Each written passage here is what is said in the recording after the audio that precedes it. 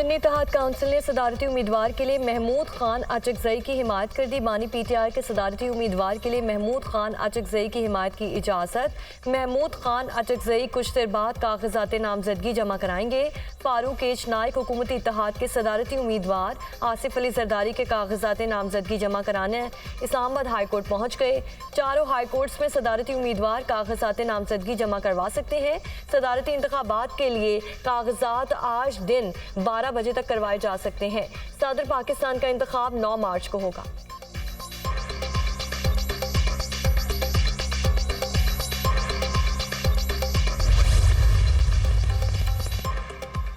कौन बनेगा वजीर आजम, शहबाज शरीफ या उमर अयूब वजीर आजम? पाकिस्तान का इंतखाब कल होगा। कागजात नामजदगी आज दोपहर 2 बजे तक जमा, दोपहर 3 बजे तक वापस लिए जा सकेंगे। वजीर आजम के लिए कागजात नामजदगी कौमी असम्बली सेक्रेटेरिएट से लिए जा सकते हैं। कागजात नामजदगी की जांच पड़ताल के दौरान तजवीज़ और तायद कुनिंदगान का मौजूद होना लाजमी करार दिया गया है।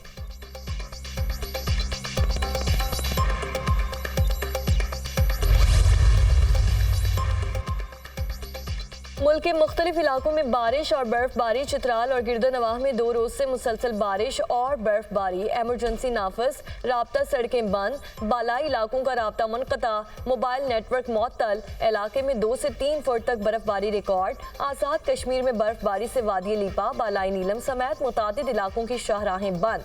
गलियात में भी बारिश और बर्फबारी से निज़ाम ज़िंदगी मफलूज। शोगरान, सिरी पाया, सैफुल मुलूक में 5 फुट तक बर्फबारी रिकॉर्ड। लोअर दीर में मट्टी का तौदा गिरने से मियाँ बीवी और बच्चा जाँ बहक। खैबर पख्तूनख्वा में बारिशों से मुख्तलिफ हादसात, जाँ बहक होने वालों की तादाद 7 हो गई, 5 जख्मी।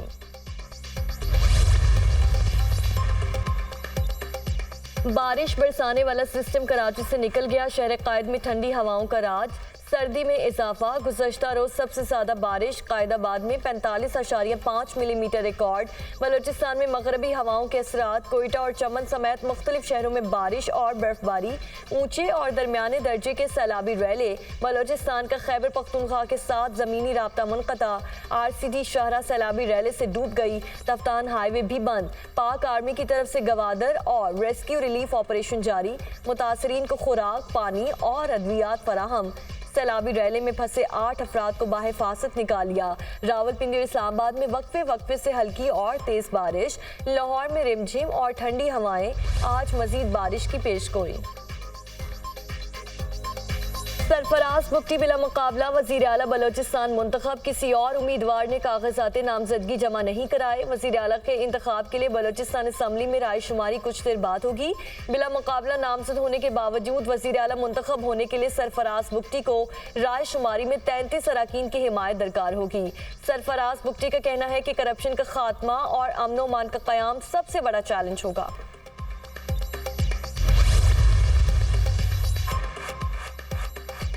नौ मुंतखब वज़ीर आला खैबर पख्तूनख्वा आज हल्फ उठाएंगे। गवर्नर गुलाम अली 9 मुंतखब वज़ीर आला से हल्फ लेंगे। अली अमीन गंडापुर 90 वोट हासिल करके खैबर पख्तूनख्वा के नए वज़ीर आला मुंतखब। अपने खिताब में कहा कि आज़ाद हैसियत से वज़ीर आला मुंतखब होना दुख की बात है। बानी PTI जाली मुकदमात में जेल में है। हम किसी के खिलाफ इंतकामी कार्रवाइयाँ नहीं चाहते। निज़ाम नहीं बदलेंगे तो कल अवाम हमारा गिरेबान पकड़ेंगे।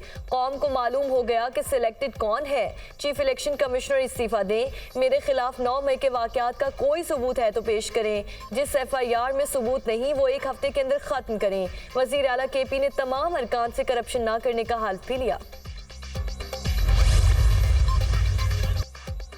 जिन ओहदों के लिए पीपल्स पार्टी और मुस्लिम लीग नून की कोई बात तय नहीं हुई, मुझे उम्मीद है कि वहां MQM को मौका मिलेगा। चेयरमैन बिलावल भुट्टो जरदारी का गवर्नर सिंध के हवाले से होने वाले सवाल पर जवाब, कहा हमारी किसी एक शख्स से मुतालिक ऐसी कोई बात नहीं हुई। नून लीग से हमारी बातचीत हुई है कि कहां कहां गवर्नर्स फाइनल होंगे।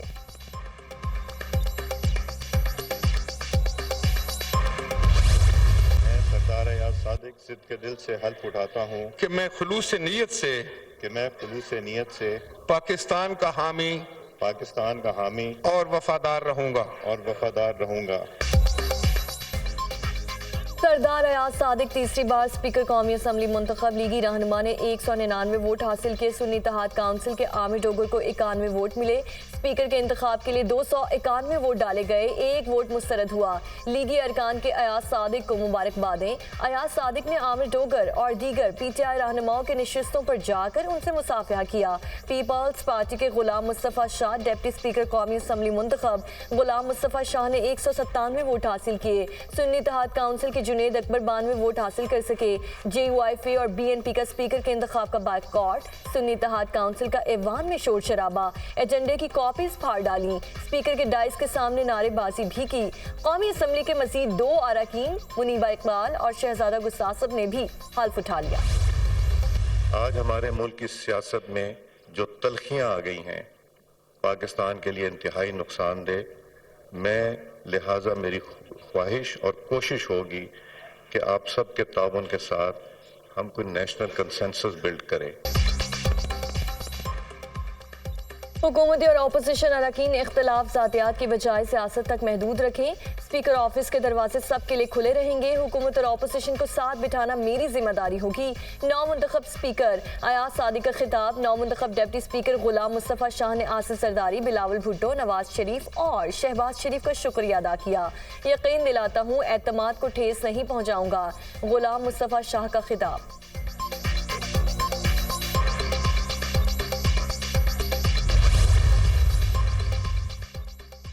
फॉर्म 45 के मुताबिक नतीजा आता तो मेरे वोट 225 होते। ये इलेक्शन नहीं, ऑक्शन के जरिए सिलेक्शन की गई है। PTI रहनुमा आमिर डोगर का कौमी असम्बली में इजहार ख्याल। कहा, वोट डालने वालों के मैंडेट का ना एहतराम किया गया, ना लिहाज। अगर यही ड्रामा करना था तो कौम के 50 अरब रुपए ज़ाया करने की क्या ज़रूरत थी।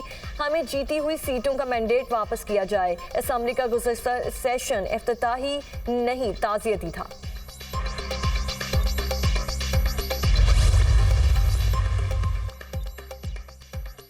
आइन को मानने वालों को सैल्यूट करेंगे। कुछ लोग पार्लियामेंट को बकरा मंडी बनाना चाहते हैं। सियासत की ये हालत है कि जो बिकता है वो वफादार है।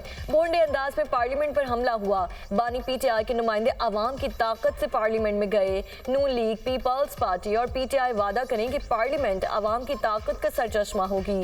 महमूद खान अटकज़ई का पार्लियामेंट में खिताब।